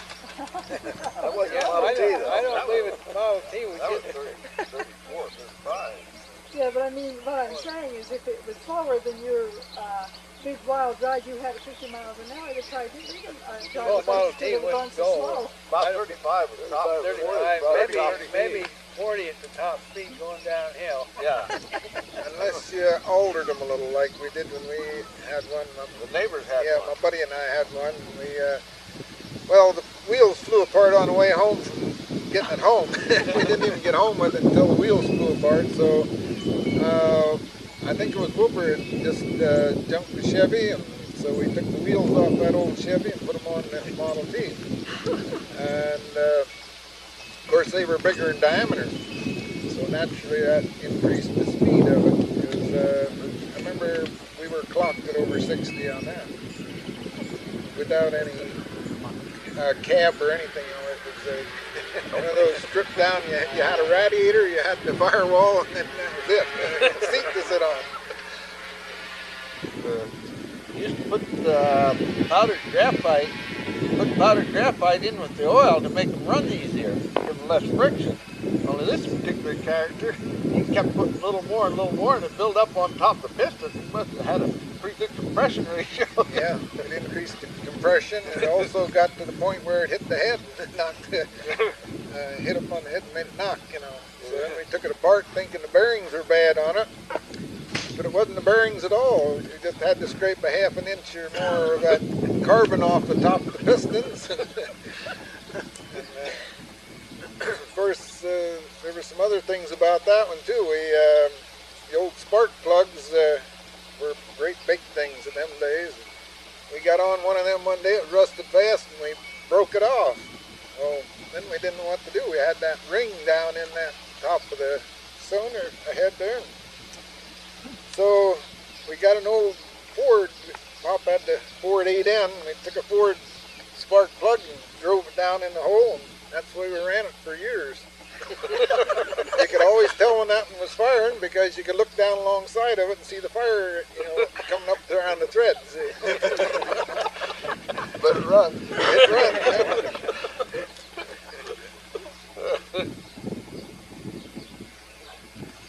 Kids want you to tell Howard about the skunk. Oh, that was Fred and I. That's a big long cornfield. We cut the corn about a foot high. Then we caught this skunk out in the middle of this cornfield. And we pull these corn stubbles and we pull this skunk over.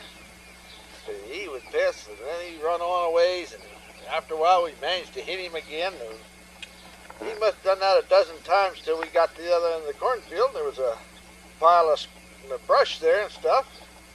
And he'd run under there. We left his tail sticking out. Well, everybody knows you pick a skunk up with a tail, he can't piss on you. Only the skunk that Fred picked up didn't know that. So then I went in, and of course, she first thing she did was take my coat off, and she burned my coat right away. Just body washing that one. Of course, then I had to take a bath and things like that. But the coat, it just got burned right away. Oh yeah, we had good times.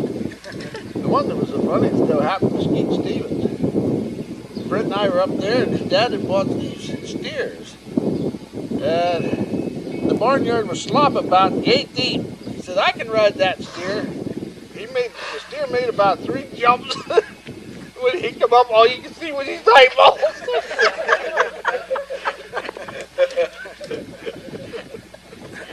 What'd they do with those clothes? His mother stripped him in the yard and hosed him down in the front yard. I guess the funniest one I remember about them steers, they used to get western steers, and of course they were a little wilder than the tame domestic ones we have in this area. But they had a big longhorn one, and of course that was the one we always picked on. And one day I got on him, he took me around the barnyard, and he came at the end of this hay rack where there was a 2x6 sticking out. So I realized that he was going to, put that 2x6 right through me. So I jumped off. Before I hit the manure, he kicked me in the backside with both feet. That's just one more reason why Mother Styer said she didn't ever think Fred would live to get married. Well, my dad had a matched pair of big horses. The one weighed 2,000 pounds, the other 2,200. Dad had an old saddle there from way back. And with Fred and Oakley and I, we put this saddle on this old horse. He was a young horse in them days. And they were going to hold it while I got up on the saddle. The horse had never been ridden with a saddle. That horse made one buck, and I landed back in the manure. The saddle, it went both ways. The end of the old saddle. How did you get the groundhog? I remember a long time ago you had mentioned about a groundhog that Fred had tried to burn out of the hole. You say something about that? Oh, yeah, I don't remember. We had all kinds of adventures digging animals out of holes. We used gasoline. Oh, that you're talking about the time we we were out there back of the old stone house and dumped it. Was down an old mine. There was a groundhog hole went down an old mine hole. We dumped the gasoline down there. We had a pole, a little long from here over to that corner of the thing. When that gasoline went kaboom, you could feel the ground raised like that. And Fred had a hat, like these old aviator hats. We both were wearing them. And it burned all the eyebrows off and all the hair that stuck out from under the hat. I mean, when it went boom, you could feel the ground raise. You burnt most of the hair off his face then. Well, just my eyebrows. Just his eyebrows. He wasn't old enough to have any other hair.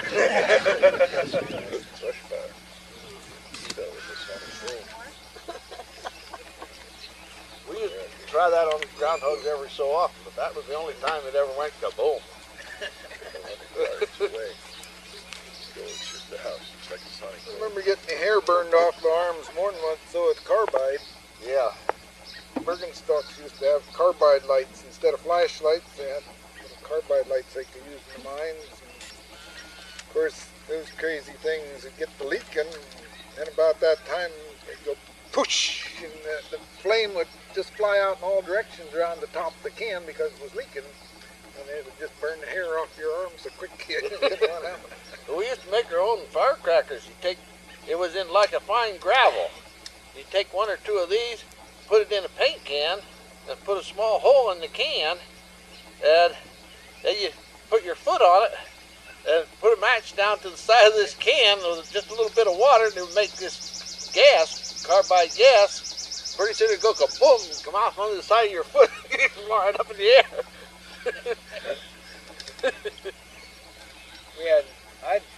I guess Ralph and I both had a carbide light for on our bicycles. It was just a little carbide, little tank in the top, or a little water in the top, and then put a little carbide in the bottom, and then it had a needle valve on there that you could adjust so it would drop water in just to make enough gas so the flame would burn.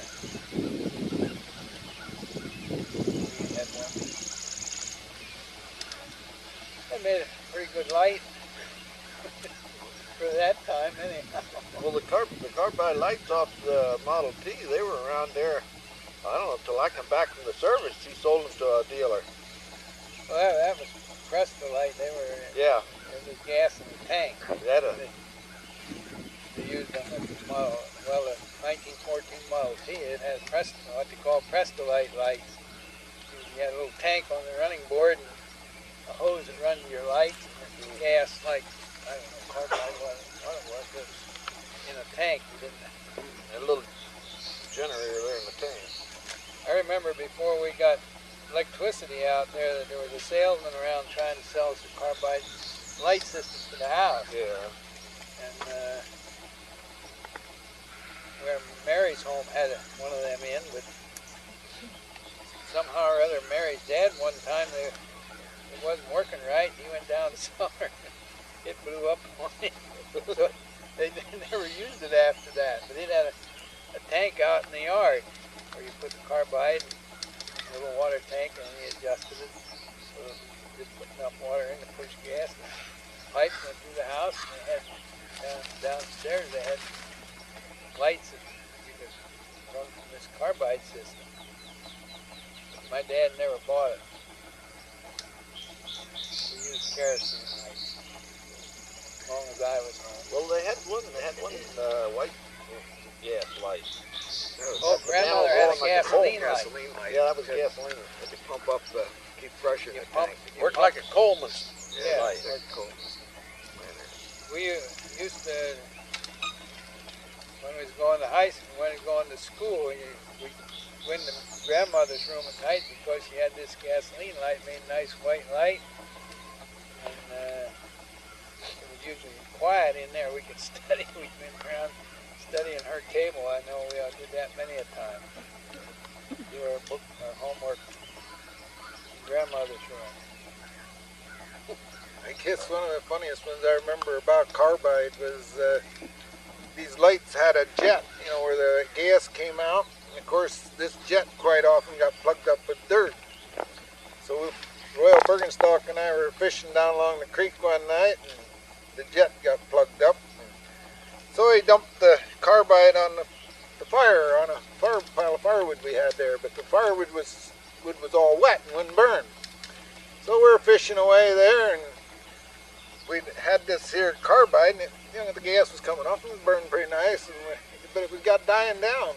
This guy come down the creek, and the fire was getting low, so Royal, he pours a little water on the fire, and it come up, and this guy looked at it.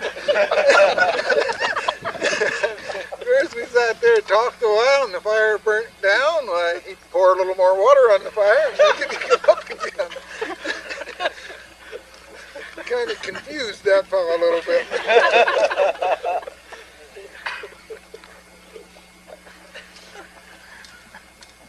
Of course, we done a few other things with carbide too at that time. We put it in a can, throw it in the creek, and get out and fish the creek, fish the fish out of the creek going down. Pick the fish off the top. Yeah, it'd be right there on top. My dad always talked about how Uncle Ralph and Uncle Lenny were such crack shots with the .22. How they could shoot just about anything they could see. Well, I saw my brother Bruce one day. I think Bruce was Bruce had more experience. We were walking out east of the farm there, through the woods, and I seen this squirrel walk up a tree. He went bang, bang that quick. He walked over there and picked up a squirrel and a grouse. Now, you hit a grouse with a .22 rimfire. I saw him one time shooting with his 30 rifle. There's anything left of it. We was up back of the hill there, and this pheasant flew out, and he said, I bet I can hit that. And bang, down comes the pheasant. I was with him one day, he picked the grouse off. The grouse went off and scared the heck out of us, and he swung around back. Bang. That grouse went down. That was a 30 rifle. Seems to me it was deer season. But you talk about Dad. He picked corn by hand, and he had this team, and they'd walk right along. He'd say move, you'd say up, and they'd move up about 10 feet or so, and the ringnecks would run right along the horses. And when he'd be picking deer, all of a sudden he'd see him throw a corn ear out like that, and he'd have a ringneck, and he could get more ringnecks with a corn ear than I could with a shotgun.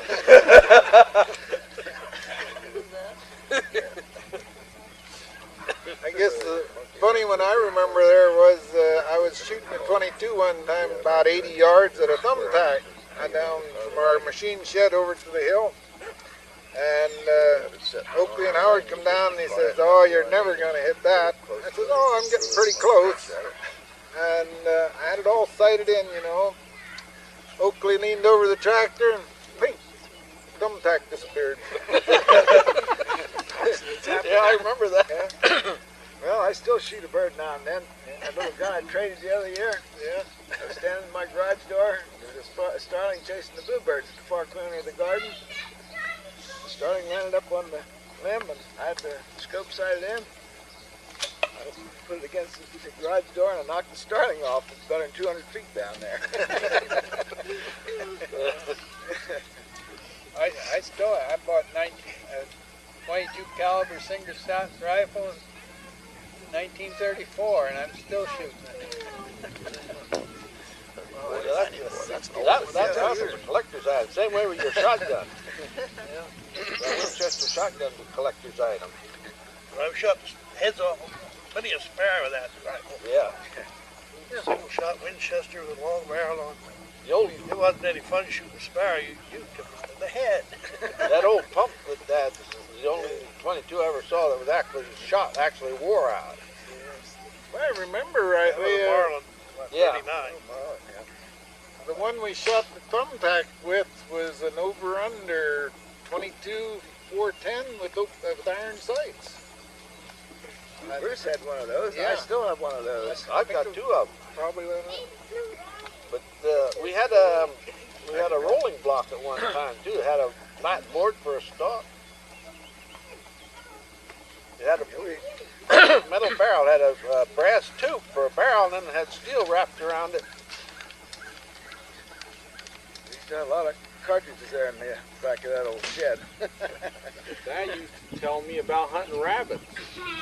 How Ralph Leonard would carry the gun, and they'd make him run around and bark like a dog. You always had to have a dog, you know. Somebody chase him out. Hunting with 22 before I carried a shotgun, and I learned to hunt, see rabbits sitting. I could shoot about as many rabbits and find them sitting as I could find them shooting with a shotgun when they run.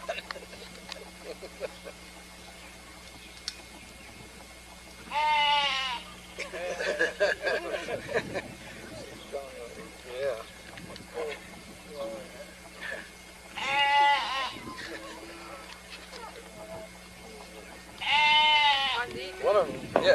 One of our favorite games was though we'd take an old sack, an old bag, tie it in a knot, and play a game of tag. What do you mean? Yeah, what did you do with the bag? You just twist it and tie it in a knot, and then you throw it at him, throw it to the other guy, and he was tagged. Ball tag. Yeah, like ball he was tag, it. and we didn't have a ball. Never had a ball. Did you guys talk about the chores you had to do on the farm? What chores? No. Oh, we all had chores. I mean, like what morning chores you had to do? Like to convince our kids they're supposed to work too. Well, I remember. I'd like to know what the boys had to do and then what the girls had to do, because I have a feeling back then there was a pretty division, wasn't there? Maybe no.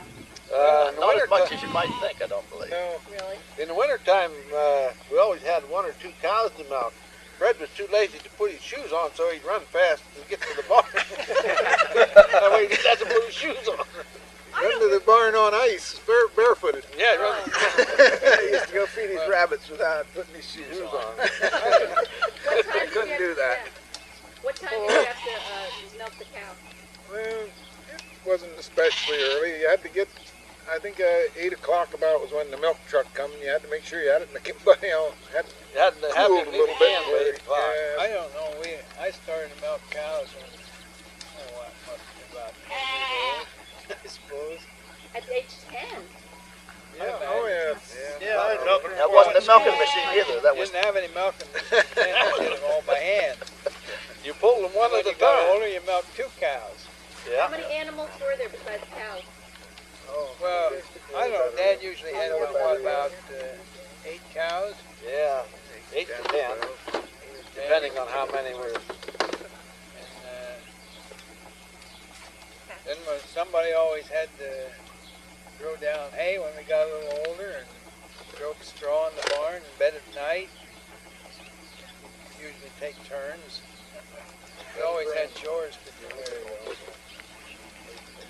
Had to run for a little while. I know I milked for a good many years by hand. Oh, yeah. Did he ever have a milking machine? Lots of more milk. No, Dad never had a milking machine that I know of. I milked, fed chickens, No, I never did that. I fed would like hogs. No, there one time, one Italian surgeon job. Maybe loved it to death. I don't but think he didn't. ever bought it. He was there for a couple months, but I don't think he bought it. Back to the back. What was that? I missed. He had a milking machine. In other The words, guy on wanted to sell it trial. to him, put it on trial. The compressor and things were right on top of the bucket. Yeah. And, of course, all you needed was electric to run it. Yeah. I think Bruce had one like that for a while. Yeah. But they were pretty heavy. That motor and compressor and everything there must have weighed like 25, 30 pounds. So you carried that around by milking. Yeah. What other animals did you have on the farm? Dad always had, when I was home, a lot of hogs. Yeah. Not a lot by standards today, but by then, hogs, chickens, always had chickens. Yeah. Usually had a dog of some kind. Always But had. Dad pretty near always fed the horses. He was a little fussy how he fed the horses. He took care of the horses. Usually had 4 horses when they were working the farm with them. After we got the tractor, then we dropped back to 2 horses. And I guess at the last, we didn't have any there. I don't know. Were they like pets, the horses? Or? What? No, they were work horses. They were work horses, but Yeah, we used to ride them once in a while. Yeah. Talking about horses, when Ralph and I started at high school, we had no buggy there, so he had it all overhauled. He had the new top put on it and everything, so we could drive it to school. It was about 4 miles to school. Of course, we had a bicycle too. He got us each a bicycle. We got us each a bicycle when we started school. And we'd drive this old black horse, Harry. Name. Going to school in the morning, you'd have to lick and lick and lick, or you'd think you was never going to get there, and then coming home at night, you had to hold and put your feet in the front and hold and keep it looking back. I don't know how many times we did drive. 1 or 2 weeks we drove him. We drove him for a couple of weeks. Dad made arrangements for Bart Kelly. He had a little barn there in Potts Grove. We put him in the barn, and at noon you always had to get down and give him his oats. We got tired of that. We walked instead. We rode bicycles pretty often. Well, we rode a bicycle all kinds of weather, I tell you. If we could ride, we rode instead of walk. with Muddy, sometimes But you you drug could it. walk in less time, couldn't get the horse ready and put him in the barn. Weighed twice as much as an ordinary bike. We rode a bicycle a good many miles. When you were, I had a question earlier about the service. When you were in the service, what years did you serve and where did you go? So we could go down through. I was just curious about that. I never was in the service. Ralph behind. What's about that one? The younger ones, I wasn't in. Wilbur was in on a couple February. of months. John? February 43, John and I. and I came out 2 years. Yeah, just before Christmas in 43, 44, 45. Little less than 3 years. Were you overseas? Yeah.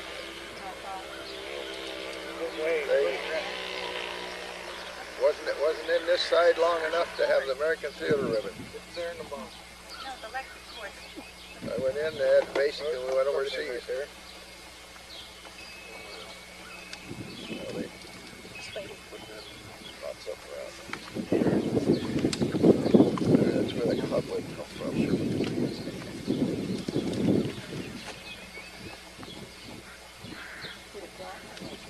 Yeah, went off. You don't have to worry about taking that out. It'll go right off. Here's a question back here. Did you own a bicycle? No, the younger ones of us didn't. I had pieces of their old ones I put together and built my own bicycle out of their pieces of their old ones. In other words, you had to ride to school like they did 4 miles, then you got a bicycle. But When if we got you the didn't school have bus, to ride to school, then you didn't get a School bus bicycle. picked them up. They didn't have a So then you had to make one out of pieces. And of course, if you just needed 1 or 2 parts, you could send off to Sears Roebuck in those days and get a wheel or pedals or whatever you needed. But you only just bought the part. You didn't buy a bicycle usually. You just got what you needed to make it up, make it enough. Is that the last one to get a new bicycle? I believe so. Yeah. I got a new bicycle. I rode You the were the last bicycle one to for ride 4 it years. to high school. 4 miles. Oakley, did you have a new bike? Yep, I had the bike. And Oakley had the last new bike. Did you start the Potts Grove? Yep, I went 2 years to Potts Grove. Oh. I didn't think the school was open that much longer. And I rode Rachel's. Rachel Or was the some one of their that graduated pieces. the last class. Rachel had Did you do it or did they make it up for you? Oh, Their I never pieces? learned to make the pieces, no. Oh, they had to I make just them rode for you. whatever was available. I still have one I ride. Oh, I still have a bicycle. I often ride it up K's back. That one, we ended up, Wasn't the one I Mom had. gave it to us, And Bob and them rode a little.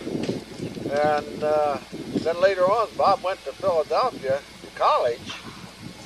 And he wanted a bicycle. It wasn't too good, so we fixed it up so he could ride it. And one time down to college, they came in there and they stole all the bicycles. They pulled his out of the rack and took it down across the yard and threw it over the, the corner because it wasn't worth taking. They stole everybody else's bicycle, but that old bicycle, the one that came from home, Mom gave it to me after we got married. It sat around our place for years and years, and finally we sent it down there. I guess my old bike, I remember we needed a back wheel, and so they sent away to Sears Roebuck to get one. That was back during the war, and we got it. They sent us a wood wheel, and one of the tire on a wood rim, and it didn't have any inner tube in. Of course, it wasn't too long until it got a hole in. I remember rode it down to Northumberland one time, and every time we come to a gas station, we had to stop and pump the tires. It was flat before I got home, though. Was that the one you gave to Royal? Well, we put another wheel on it and things. He had one of those, then the neighbor kid had one of them, and he filled it with water. Yep. He went down this hill, and I was riding alongside him just a little behind, and you could see the tire would stretch and it would come off the rim about that far. Once it went down under the road, he'd come up around there, rub on the forks at the top. But every time, if he made a quick turn, that was been it. The way that the water stretched the tire, it would throw off the rim. We tried all kinds of things, though, in those old tires. They didn't have inner tubes, so I remember we filled one of them up with oats. Filled it with oats and then put a little water in and soaked the oats up, and it swelled up, made it tight. And oats in it. Milo Stevens came down and tell us that one day at school his sister was a teacher that year. And home towards Christmas, he put water in his and it was froze up hard. It froze rough.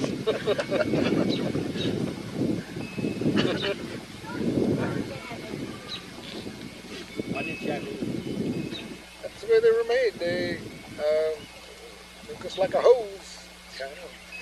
All one piece. They were originally put on with rubber cement. They used to have those wooden rims, and all they had was just a wooden rim that just had an indentation like this, and you put the tires on tight and put some cement on them. Just cement them fast, no loops or anything in them. Some racing bikes are still made that way, with the tire is the tube today. They're $1,000 bikes today. One we rode to school had a little clincher rim on, and you couldn't take it off, put an inner tube in it. And if you run a nail or a thorn or something through it, you could take it off and patch it. What was like in the Depression for you? For instance, with us, we had all those ration stamps and stuff, and Howard said that was a big joke on the farm. We grew absolutely everything, yeah. The stamps weren't until the Second World War. Yeah. Yeah. I remember them. I don't really remember the Depression. I was a little kid and we had lots to eat and enough to wear, and it didn't mean a thing to me. we were poor, we didn't know it. No, we didn't. We always had enough to eat, enough clothes to wear. And I really think we were considered one of the rich families out there because we did have all we wanted to eat. We had all we wanted to eat. We had 2 cars. Right. Yeah. One of the high class. We didn't own a car. My mother baked the bread. We had cows. We always had milk. Dad always had lots of honey. And honey, you used Sandwich chicken. If you wanted potatoes in the wintertime, you planted them in the springtime. What? What would you say Grandpa's annual income was? So we compare it against us, because it's probably a lot less. You'll have to look at the books. I don't know, but he never paid income tax until after World War II. That's because he had so many dependents. With all those dependents, That's and what not I'm saying. really that much Yeah, my father income. didn't either. My father didn't. No tax due. He I used to take. remember our grandmother saying that she was the first woman that had the bathroom Yeah. in the area, and Yeah. that would Yeah, that we- was status symbol. And because he was plumber enough to put it in himself. Yeah. Because he put it in himself. But He she had- was real proud that she was one of the first to have a bathroom. But we had a lot of things those the neighbors didn't have because we had a forge and we had a machine shop, as like you said, Yeah. shop, and we had a forge, and we could make most any kind of metal piece we needed. I mean, I remember making wagon tires. The tire wore off the wheel while we made new ones. And the springs went bad on the levers on the manure spreader. We made springs, and we made things that most people had no idea how, and yet I don't know where Pop ever learned it. He knew quite a bit about metal. He had tools there, and then we made cut nails. If he wanted nails, why he'd heat up a piece of steel, and I remember I'd hold the thing, and he'd take this chisel, and he had a little anvil and a chisel, and he'd knock these nails off, half a dozen, then he'd put it back and reheat it, and I'd hold the thing. You had to shift it just a little bit. I'd shift it, and he'd whack these nails off one after another.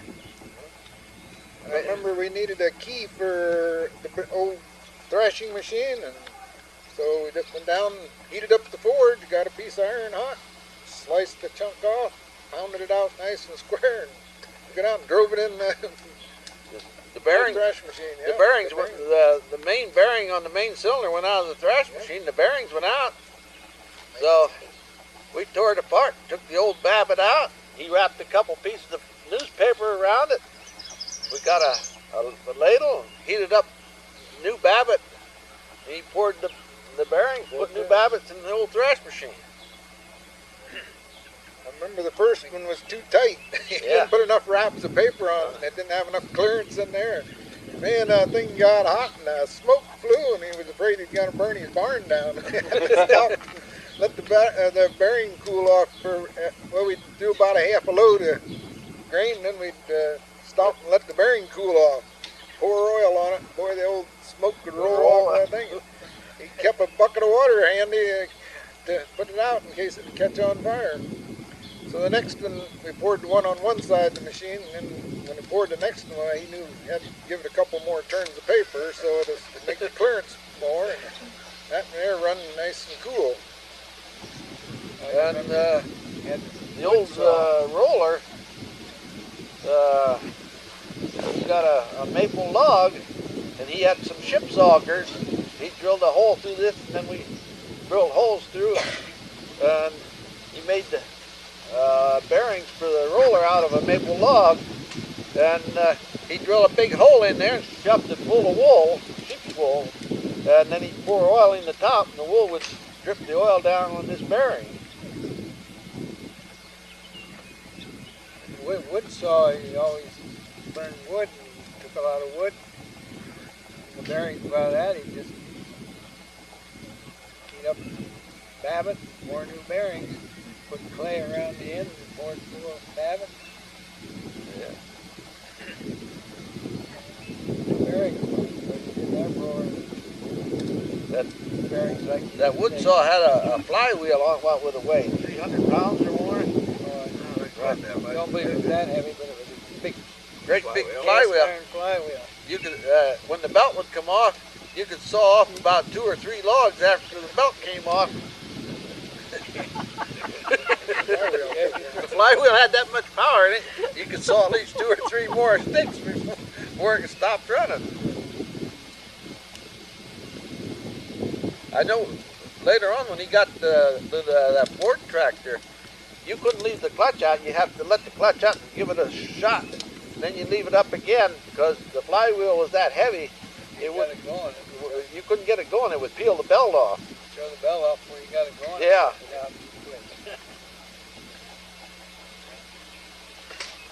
Seemed like we had a lot of things though that the neighbors didn't. I guess that's what makes the difference whether you're rich or poor. Like I say, we had a lot of, well, we had all the food we wanted to eat, you might say, and like I say, we had the machine shop, which we created our own tools a lot of times. and things you wanted to make as far as that goes. And where you take the neighbors used to kind of, what we always said, live from hand to mouth. And I remember riding my little scooter to Morrisburg more than once to get butter or eggs or something like that for the neighbors' supper. They didn't get some eggs, they didn't have anything for supper. They just had bread and butter for supper. So bread and milk many times. Bread and milk, something like that. So I'd say comparatively we were kind of one of the rich families, I guess. But, although we weren't rich, we just had self-sufficiency. Self-sufficiency, I think is what it was. Yeah. Yep. More kids and more problems, and by the time they solved the problems, well, they learned more, and then they were just naturally smarter. I remember Peter Otten telling me one time that they predicted when Dad moved out in that old goldenrod farm that he'd starve to death out there. Raised a dozen kids, and when they settled up the estate, he thought it was one of the biggest ones in Liberty Township.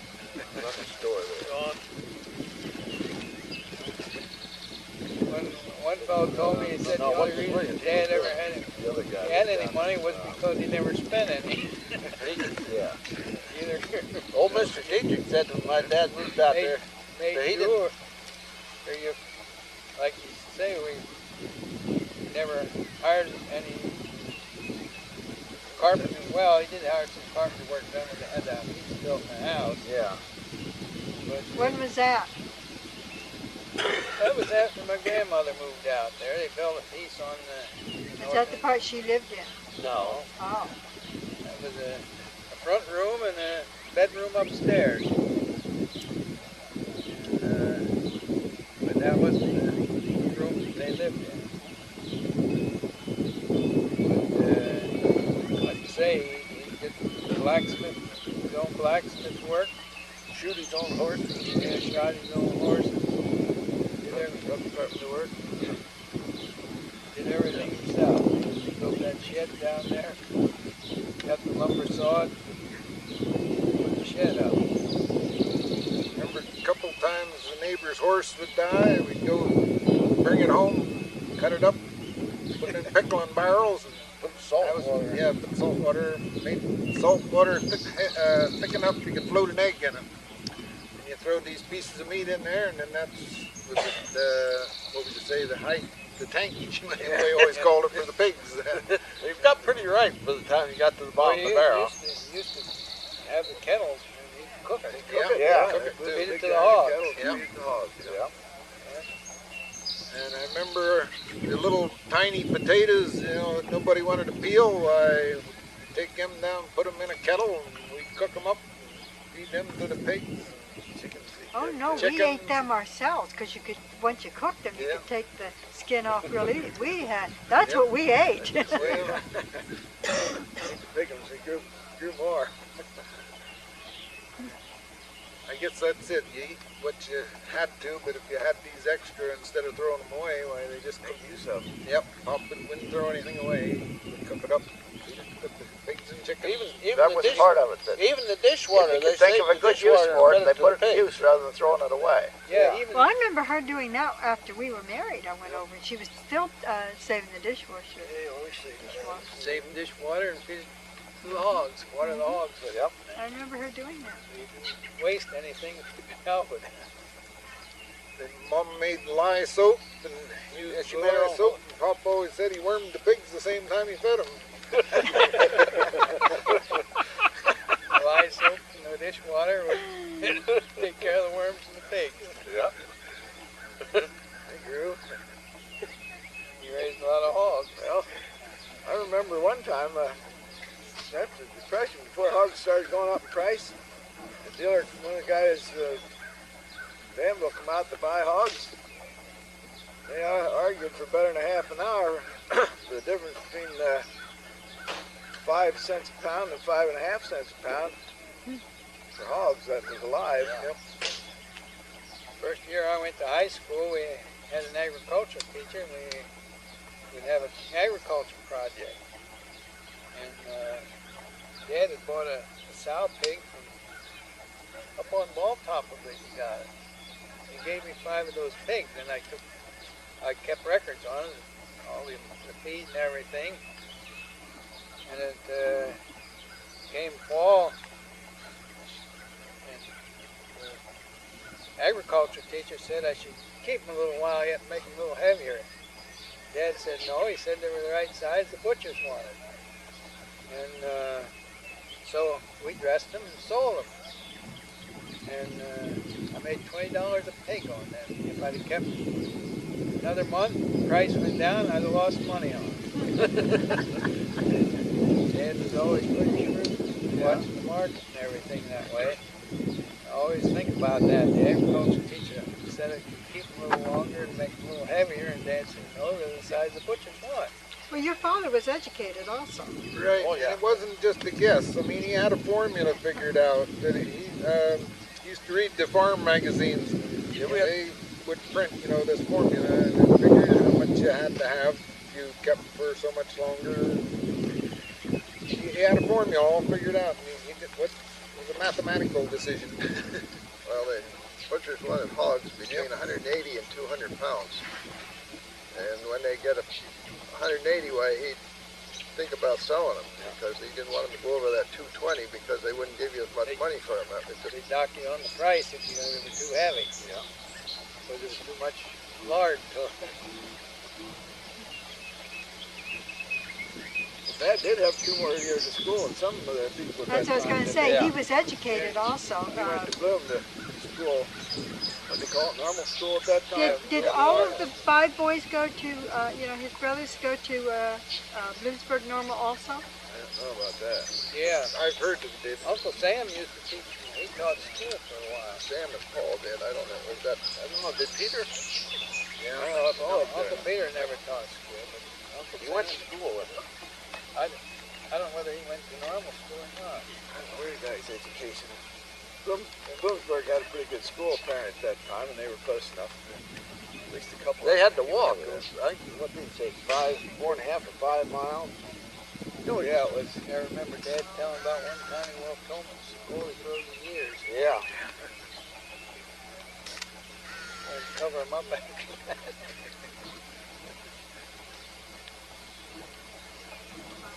Sweater. Cool here. Cool here.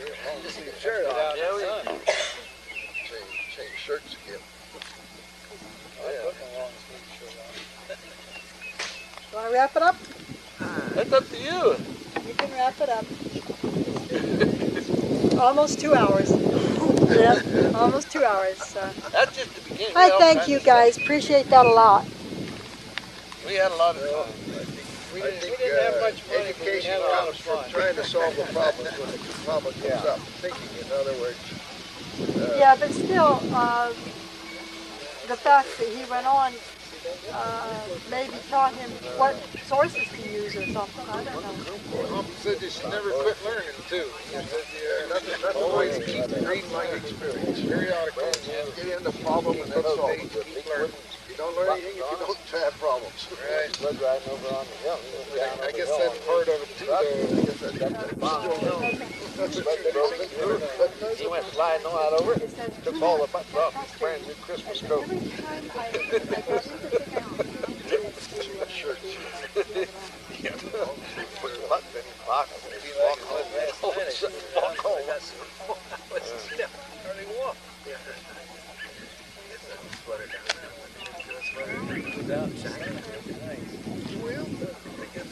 That thing's still running there, so you're still being recorded. You are still being recorded.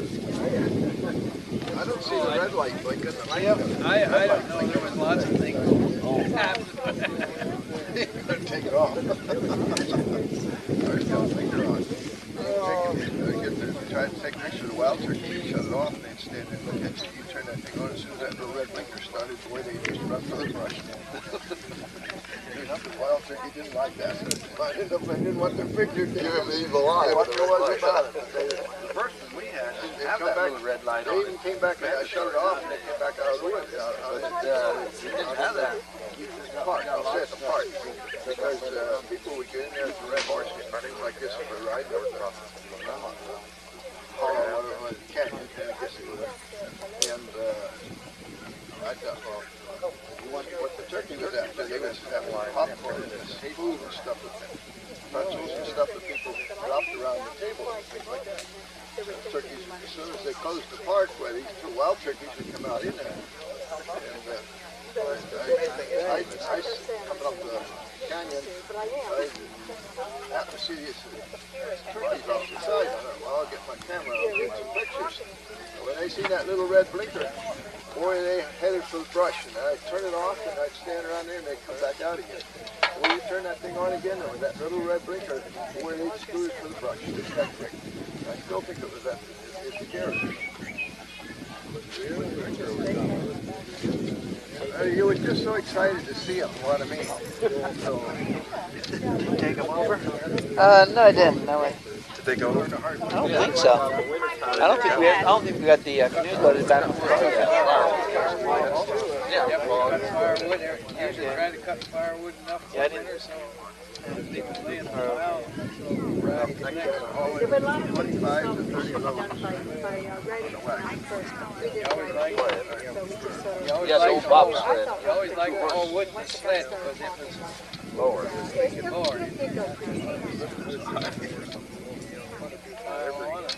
Chain around it. Yeah. Oh yeah, use a sled. We can do that. We can do that.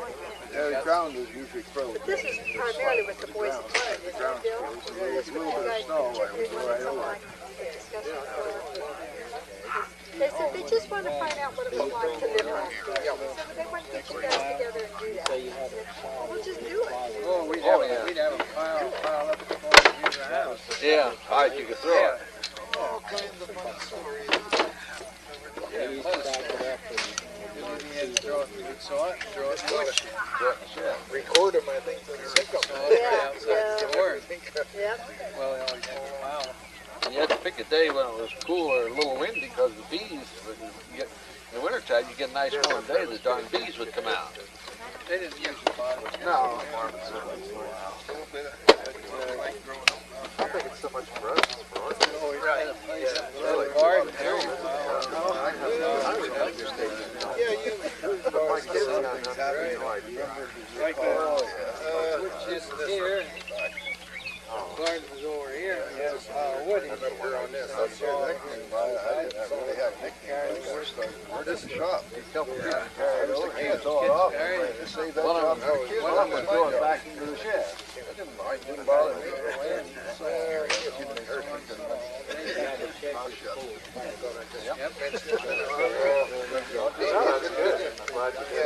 We might stack a little next to the door. Oh, yeah, that's split the jury.